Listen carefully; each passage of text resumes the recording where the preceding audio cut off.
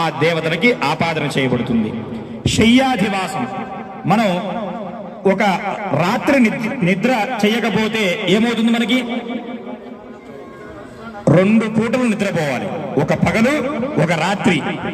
ఒక రాత్రి మనం నిద్ర కాస్తేనే ఒక పూట, అంటే పగలు ఒక పూట రాత్రి, ఆ నిద్రని కవర్ చేయడానికి కావాలి. లేదు అంటే ఏమవుతుంది?